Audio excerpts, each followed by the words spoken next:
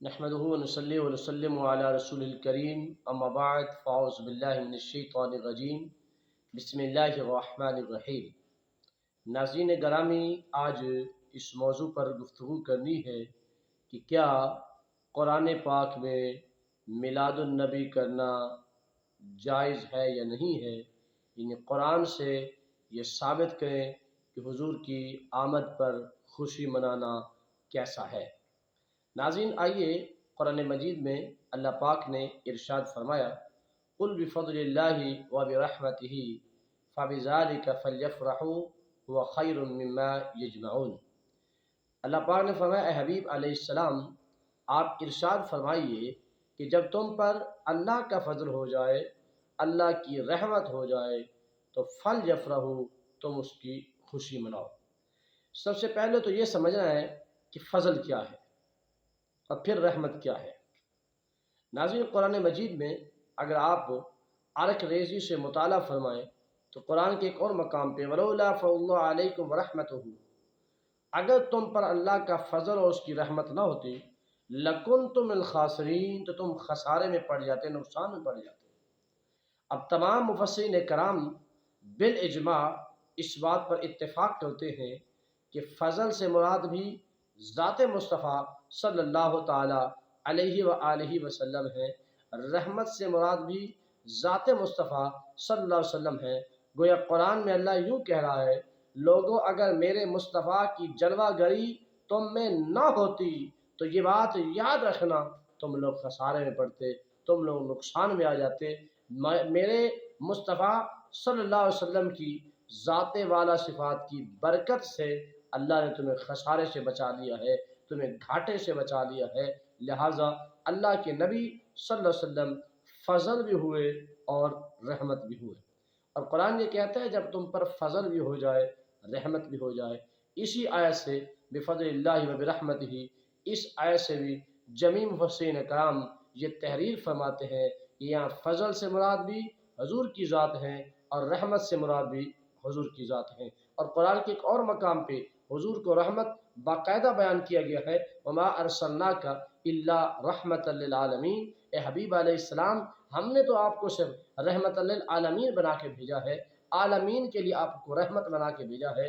گویا آقا کریم علیہ السلام اللہ کی جانب سے ہم پر فضل بھی ٹھہرے ہیں اور ہم پر رحمت بھی ٹھہرے ہیں۔ حضور کا آنا ہمارے لیے فضل بھی ہے، حضور کا آنا ہمارے لیے رحمت بھی ہے۔ یہ قرآن بتلا رہا ہے اور یہ قرآن کہہ رہا ہے کہ جب تم پر فضل بھی ہو جائے، تم پر رحمت بھی ہو جائے، پھر کیا کرو؟ میں فلیفرحوا، لوگوں اب تم پر لازم ہے کہ تم اس فضل کے آنے پر، اس رحمت کے ہونے پر خوشی منائے۔ مولا اس کا اجر کتنا ملے گا؟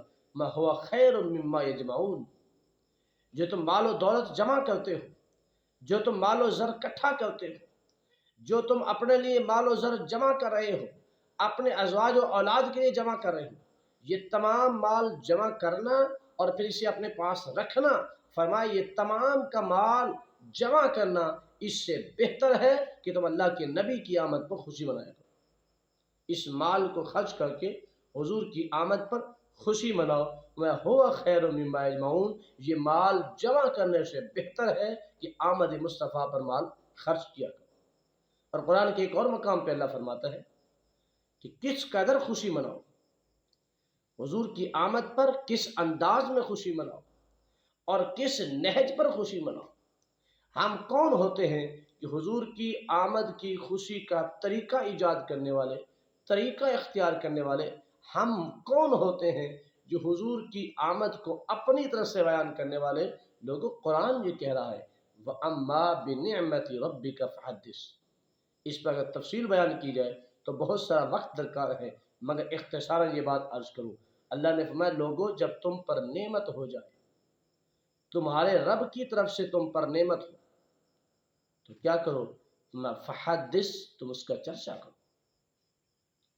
ناظرین گرامی، کچھ لوگ اس پر یہ اعتراض کرتے ہیں کہ اس سے مراد ہے بیان کرو، حضور کی ذات والا صفات کو، آپ کی آمد پاک کو محسوس کرتے ہوئے تم اس کو بیان کرو، حضور علیہ الصلوۃ والسلام کی تشریف آوری کو اور آپ کی شان کو بیان کرو۔ مگر ناظرین، قرآن پاک اپنے الفاظ سے امت کو راہ حق فراہم کرتا ہے۔ اگر بیان کرنا مقصود ہوتا تو اللہ قرآن میں یوں ارشاد فرماتا کہ وَأَمَّا بِنِعْمَةِ رَبِّكَ فَبَيِّنْ۔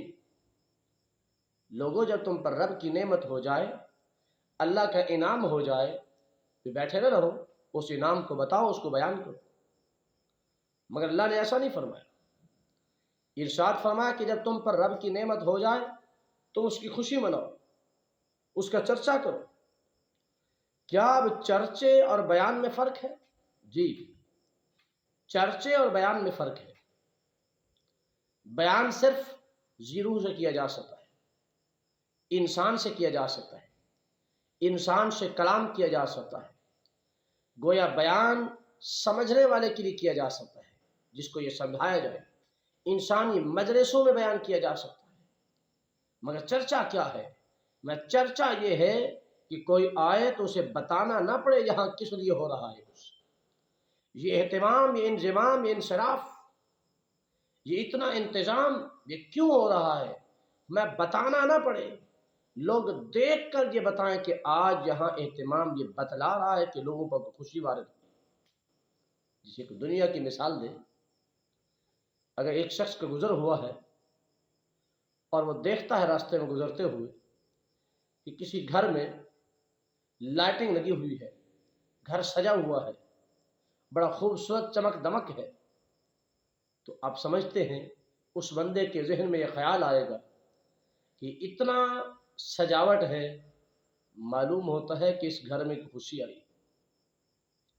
یعنی بتانا نہیں پڑا، صرف گھر دیکھ کر پتہ چل گیا کہ اس گھر کو خوشی نصیب ہوئی۔ ارے لوگوں، یہاں ایک گھر کے اندر خوشی ہو تو ایک گھر سج جاتا ہے۔ میرے مصطفیٰ کی آمد پر تو کائنات کی ایک ایک مخلوق کو خوشی ملی ہے، ایک ایک مخلوق کو سعادت ملی ہے، ایک ایک مخلوق کو عظمت اور رفعت ملی ہے، تو پھر کیوں نہ مخلوق کا ایک ایک فرد اللہ کے رسول کی آمد پر خوشی منائے۔ اس لیے اللہ نے کہا چرچا یہ ہے، تم ایسا انداز اختیار کرو، ایسا طریقہ اختیار کرو کہ تمہیں بتانا نہ پڑے کہ ہم محبوب کی آمد کا جشن منا رہے ہیں۔ تم وہ طریقہ اختیار کرو کہ گزرنے والے کو علم ہو جائے کہ آج حضور کا جشن منایا جا رہا ہے۔ یعنی اگر وہ شخص تمہارے گھر کو دیکھتا ہے تو گھر تمہارا اتنا سجا ہو کہ کسی کو بتانا نہ پڑے، بلکہ گھر کی سجاوٹ کو محسوس کر کے وہ سمجھ جائے کہ یہ لوگ کسی کی آمد کا جشن منا رہے ہیں، ان کو خوشی ملی ہے۔ پھر جب تمہاری زبان کو دیکھا جائے تو تم تمہاری زبان پر درود و سلام کے گجرے ہو، تم درود و سلام کی کثرت کر رہے ہو۔ جب درود و سلام کی کثرت کو دیکھا جائے اور ہر لمحہ تمہاری زبان پر درود و سلام جاری ہو، پتہ چل جائے کہ یہ لوگ جو کثرت سے درود و سلام پڑھ رہے ہیں، یہ معمولی احسان نہیں ہوا، بلکہ اللہ کے نبی کی آمد کے جشن میں درود و سلام پڑھ رہے ہیں، حضور کی بارگاہ میں تحفہ پیش کرنے کے لیے درود و سلام پڑھ رہے ہیں۔ پھر جب تمہارے جسم کو دیکھا جائے، تمہارے ظاہری جسم کو دیکھا جائے، تو یہاں بیجز لگے ہوں تاکہ آنے والا شخص جب آپ کی جسم کی طرف دیکھے تو اسے محسوس ہو کہ آج یہ شخص اللہ کے نبی کی آمد پر خوشی منا رہا ہے۔ آپ کے دفاتر کو دیکھا جائے، دفتر اس طرح سج گیا ہو۔ آپ کی مجلس کو دیکھا جائے تو آپ کی مصروفیات ایسی بن گئی ہوں کہ ہر لمحہ اللہ کے نبی کا ذکر ہو رہا ہے، ہر لمحہ اللہ کے نبی کی شان بیان ہو رہی ہے۔ تو اللہ نے فرمایا جب میں نے تم پر نعمت کی ہے، میں رب تم سے تقاضا کر رہا ہوں تم اس کا چرچا کرو۔ یعنی اس کا ایک لفظ میں خلاصہ یوں بنتا ہے، انسانی بساط اور طاقت کے مطابق جہاں کچھ تم چاہ سکتے ہو، تم کر سکتے ہو، اللہ کے نبی کی آمد کا ذکر اور جشن منائے گا۔ دیکھنے والی مخلوق کو نظر آئے، سننے والی مخلوق کو سمجھ آئے، اور وہ سننے اور فہم و فراست رکھنے والی مخلوق کو یہ فہم مل جائے، اور چلنے والی مخلوق کو یہ نظر آ جائے، اور اوجھل رہنے والی مخلوق کو آپ کی آوازوں سے پتہ چل جائے، اور آسمانوں میں رہنے والی مخلوق کو آپ کے درود و سلام سے علم ہو جائے، زمین میں رہنے والی مخلوق کو آپ کے ادب و احترام اور آپ کے ذکر و مجالس کی محافل کو دیکھ کر اللہ کی بارگاہ میں وہ فرشتے بھی حاضر ہو جائیں جن کی یہ ذمہ ہے کہ وہ زمین کے کونے کونے میں گھومتے ہیں کہاں وہ مجلس ہے جہاں اللہ کے نبی کا ذکر ہوا۔ تو گویا قرآن سے میلاد النبی ثابت ہے، حضور کا ذکر پاک کرنا، آپ کا میلاد پاک کرنا یہ کوئی نیا خیال نہیں ہے، یہ قرآن بتلا رہا ہے کہ اللہ کے نبی کی اللہ کی جب تم پر نعمت ہو تم اس کا چرچا کرو۔ اگر ہم نعمتوں کو شمار کرنے لگ جائیں، بہت ساری نعمتیں ہیں، قرآن اس کو بیان کرتا ہے وَإِن تَعُدُّوا نِعْمَتَ اللَّهِ لَا تُحْصُوهَا۔ لوگوں کا تم رب کی نعمتوں کو شمار کرنا چاہو، تمہاری طاقت و بساطت نہیں ہے کہ تم اللہ کی نعمتوں کو گن سکو، مگر ایک نعمت ایسی ہے جو سید الانام ہے، جس کی وجہ سے ہر نعمت ہمیں ملی ہے۔ انسان کے لیے جسم بڑی نعمت ہے، پھر جسم کے اعضاء بڑی نعمت ہے۔ اعضاء کی قدر تب ہوتی ہے، ان نعمتوں کی قدر تب ہوتی ہے جب یہ نعمتیں نہیں ہوتی۔ یعنی اگر ایک شخص اس کی آنکھ ہے، اس آنکھ کی قدر نہیں ہے، اسے جہاں مرضی لگاتا پھر، حالانکہ آنکھ تو رب نے اسے دی ہے کہ اس سے قرآن کا دیدار کیا جائے، اس آنکھ سے دیدار کعبہ کیا جائے، مگر لوگ اس طرف نہ گئے، آنکھ کو فحاشی اور ریانی کی طرف لگا دیا۔ اور اگر عذاباً یہ آنکھ چلی جائے تو پھر آنکھ کی قدر احساس ہوتا ہے، آنکھ کا اندازہ ہوتا ہے کہ آنکھ کی کتنی قیمت ہے، چونکہ جب نظر کچھ نہیں آ رہا ہوتا، بینائی چلی جاتی ہے، پھر آنکھ کی اہمیت کا اندازہ ہوتا ہے۔ لوگوں اگر ذکر مصطفیٰ کی مجلس کا اندازہ کرنا ہو تو جنہوں نے مجلس مصطفیٰ سجائی ان سے ذرا جا کر پوچھئے، ذرا پوچھئے شاہ ولی اللہ محدث دہلوی سے کہ ذکر مصطفیٰ کی مجالس کا کیا فائدہ ہے اور اس میں کیا تاثیر اور کیا انوار و تجلیات ہوتی ہیں۔ ذرا دیکھیے اس شاہ ولی اللہ محدث دہلوی کو جو فرماتے ہیں کہ حرم پاک میں گیا اور میں نے وہاں جا کر ایک مجلس میلاد کی محفل میں شرکت کی اور وہاں درود و سلام پڑھا گیا۔ درود و سلام پڑھنے کے بعد میں نے دیکھا کہ اس مجلس پر انوار و تجلیات کا ظہور ہوا ہے، اور فرمایا میں یہ مانتا ہوں کہ یہ جو انوار و تجلیات کا ظہور ہوا ہے یہ اللہ کے نبی کی نگاہ رحمت ہوئی ہے، اور فرشتے آئے ہیں اس مجلس کو اٹھا کر اللہ کی بارگاہ میں پیش کرنے کی غرض سے۔ تو ذکر مصطفیٰ، میلاد مصطفیٰ کرنا یہ قرآن سے ثابت ہے، یہ شریعت مطہرہ کا مستحسن عمل ہے۔ حضور کی آمد کا جشن منانا، آپ علیہ السلام کی آمد کا جشن منانا، خوشی منانا، یہ کوئی کسی انسان کی طرف سے نہیں ہے، رب کا حکم ہے، لوگوں میں نے تم پر نعمتیں کی ہیں، تم ان نعمتوں کا چرچا کرو، ان نعمتوں کا چرچا کرو۔ اور یہاں یہ بھی آپ کو بتا دوں، چرچے اور بیان میں فرق ہوتا ہے۔ بیان یہ ہوتا ہے آپ زبان سے اظہار کریں، آپ کے الفاظ سنے جائیں، آپ الفاظ کا انتخاب کریں اور پھر حسن الفاظ کا انتخاب کریں، پھر آپ لوگوں کو بتاتے پھریں، آپ اپنے الفاظ کو اپنے علم اور صلاحیت کے مطابق بناتے پھریں، یہ ہے بیان کرنا۔ آپ اپنے الفاظ کو بناؤ سنگھار دیتے رہیں، یہ ہے بیان کرنا۔ جیسے شاعر حضور کی مدح سرائی کرتے ہیں تو کلام مصطفیٰ یعنی حضور کی بارگاہ میں جو کلام پیش کرنا چاہتے ہیں اس کا ترنم بھی بناتے ہیں، اس کے آذان بھی بناتے ہیں، اور اس کے تمام اصول کو ملحوظ خاطر رکھ کے وہ کلام لکھتے ہیں، نعتیں لکھتے ہیں حضور کی بارگاہ میں نعت پیش کرنے کے لیے۔ یہ طریقہ کار ہے بیان کا۔ علماء دین بیان کرتے ہیں تو وہ بھی الفاظ کا انتخاب کرتے ہوئے، الفاظ کا چناؤ کرتے ہوئے ہزار بار سوچتے ہیں کہ کون سا جملہ عظمت مصطفیٰ میں بولا جائے۔ بیان کرنا یہ ہے کہ جب مقرر خطاب کرتا ہے وہ بھی اپنے الفاظ کا چناؤ کرتا ہے، جب مدرس درس دیتا ہے وہ بھی اپنے الفاظ کا چناؤ کرتا ہے، جب نعت خواں کوئی نعت پڑھتا ہے وہ بھی اپنے الفاظ کا چناؤ کرتا ہے، جب شاعر کوئی کلام لکھتا ہے تو وہ بھی اپنے الفاظ کا چناؤ کرتا ہے، اور جب کوئی قاری کوئی الفاظ پڑھتا ہے حتیٰ کہ قرآن کی تلاوت کرتا ہے وہ بھی حسن الفاظ بنانے کی کوشش کرتا ہے، حسن الحان بنانے کی کوشش کرتا ہے۔ یہ ہے بیان کرنا۔ اب چرچا کیا ہے؟ چرچا یہ ہے آپ کو بتانا نہ پڑے، آپ کو بولنا نہ پڑے، آپ کی زبان خاموش رہے، لوگ آپ کا کردار دیکھیں، لوگ آپ کے رویے کو دیکھیں، لوگ آپ کے گھر کو دیکھیں، آپ کے ارد گرد کے ماحول کو دیکھیں، آپ کے محلے کو دیکھیں، آپ کے اخلاق و کردار کو دیکھیں، آپ کے روزمرہ کے معمولات کو دیکھیں کہ یہ وہی شخص تھا تو 11 ماہ ہمارے ساتھ ہی رہتا تھا، صرف فرائض کی پابندی تھی، آج اس کے گھر میں شب و روز درود و سلام کی صدائیں آ رہی۔ کیا وجہ ہے؟ یہ چرچا ہے۔ جب درود و سلام کی صدائیں آ رہی ہے، آپ کو بتانا نہیں پڑے گا، پتہ چل جائے گا کہ آقا کا ذکر ہو رہا ہے، حضور کا جشن منایا جا رہا ہے، حضور کی آمد کا ذکر کیا جا رہا ہے، حضور کو یاد کیا جا رہا ہے، حضور کے ذکر پاک سے قلوب و اذہان کو منور کیا جا رہا ہے۔ یہ چرچا ہے، یعنی آپ کو بولنا نہ پڑے، آپ کو بن بولے اہل دنیا سمجھ جائے، یہ چرچا ہے۔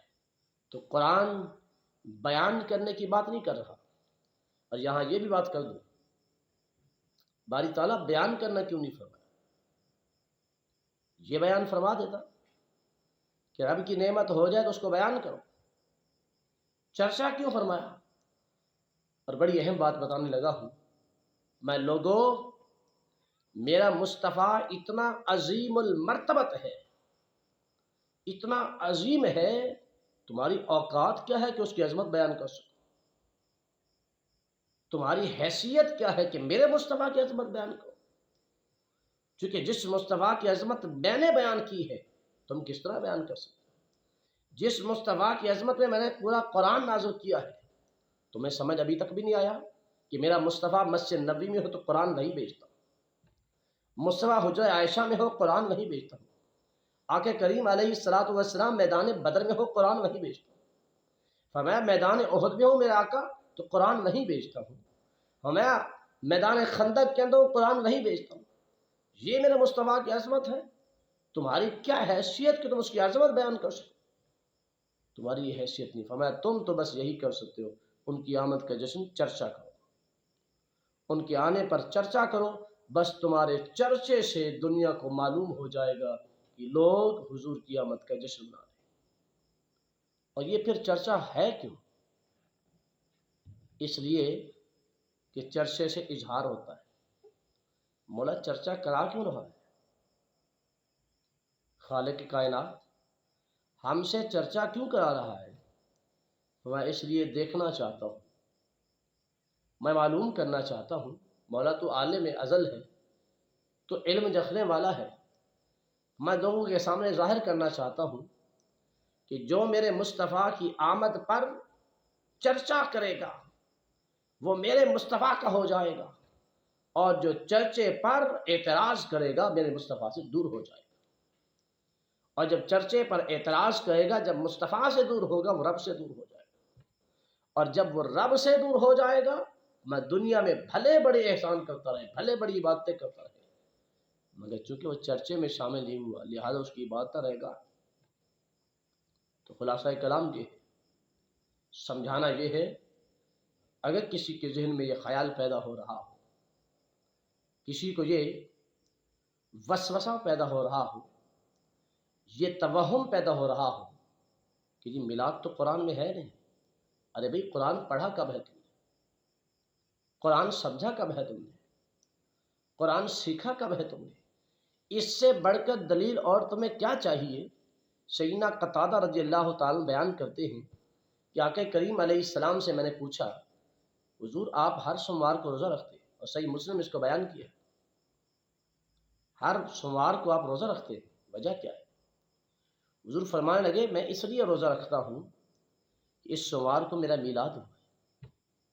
اب چلیں، قرآن بھی خوشی کا بیان کر رہا ہے، اور عمل مصطفیٰ بھی یہی بتلایا جا رہا ہے۔ آقا فرماتے ہیں میں اس لیے روزہ رکھتا ہوں چونکہ سوموار کو میرا میلاد ہوا ہے، میں اپنے میلاد کی خوشی میں ہر سوموار کو روزہ رکھتا ہوں۔ لوگوں، نبی اپنے میلاد کی خوشی میں روزہ رکھے، اور کتنا بدعہد امتی ہے کہ وہ اپنے نبی کے میلاد پر اعتراض کرے؟ حضور اپنا عمل دنیا کو دکھا رہے ہیں. سنت کی باتیں کرنے والے ذرا سمجھیں اس کو. حضور سنت قائم کر رہے ہیں کہ تم روزہ رکھ لو.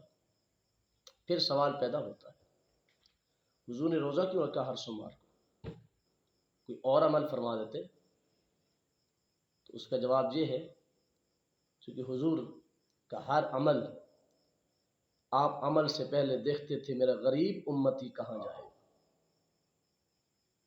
تو حضور جانتے تھے میرا غریب امتی جو دین پر قربانی دینے والا ہوگا اس کے دل میں طلب ہو کاش میرے پاس فرصت ہو میں بھی نبی کا جشن مناؤں. فرمایا سنت قائم کر دیتا ہوں کہ میری محبت اور میرے عشق کی خاطر میری سنت پر عمل کرتے ہوئے سوموار کا روزہ رکھو گے تم بروز قیامت مصطفیٰ کے میلاد میں مصطفیٰ کے ساتھ کھڑے صلی اللہ علیہ وسلم. تو حضور کی آمد کا جشن یہ معمولی سی بات نہیں ہے. یہ تو رب کا حکم ہے بھائی. قرآن یہی بتلا رہا ہے, شریعت یہی بتلا رہی ہے. آمد مصطفیٰ پر چرچے کیا کرو. اللہ تعالی ہمیں آقا کریم علیہ الصلاۃ والسلام کی ذکر کی مجالس کی سعادت نصیب فرمائے. حضرت شاہ عبد الرحیم کے بارے میں آتا ہے ہر سال حضور کے ذکر پاک کی مجلس کیا کرتے تھے اور بڑے اہتمام کے ساتھ کرتے تھے. اپنے زمانے کے علماء کو بلاتے, نعت خوانان کو بلاتے, قرائے گرامی کو بلاتے. ہر ایک آتے کوئی قرآن کی تلاوت سناتے, کوئی نعتیں سناتے اور کوئی اپنے حسین لہجے میں ترنم و غیر ترنم میں حضور کا ذکر خیر کرتے, نثر و نظم کی صورت میں کرتے.